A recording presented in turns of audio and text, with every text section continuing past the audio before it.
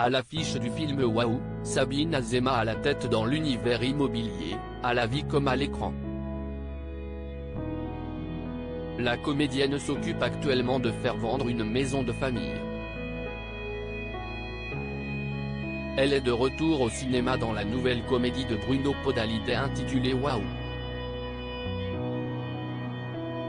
Dans cette farce immobilière, Sabine Azema incarne une femme résolue à céder la propriété qu'elle partage à son mari. Et ne dit-on pas que, parfois, la vie imite l'art ?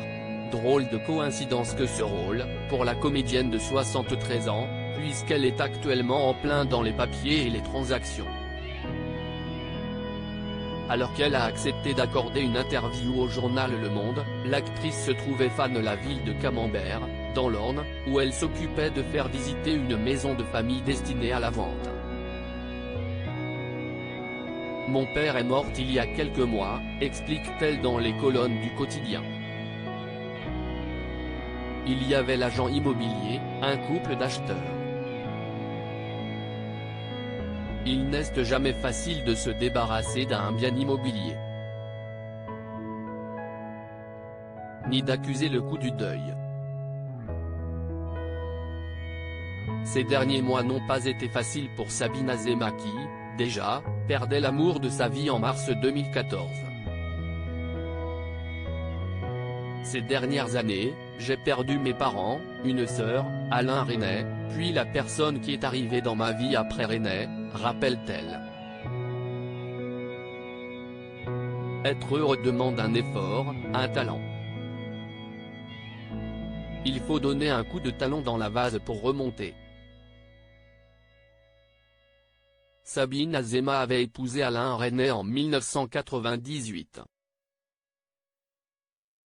Ils formaient, ensemble, un joli couple de cinéma, à la vie, parfois à l'écran.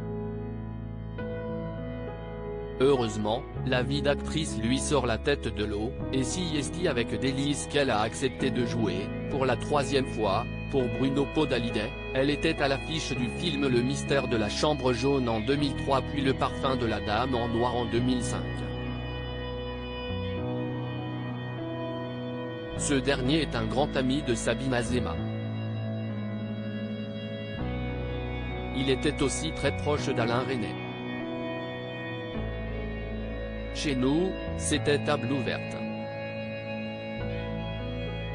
Bruno venait souvent dîner avec notre bande d'amis, Dussolier, Arditi, se souvient TL.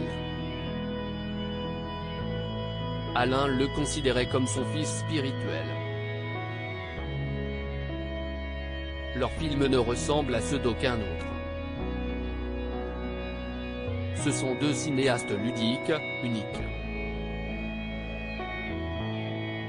Retrouvé dans le journal Le Monde du 6 juin 2023.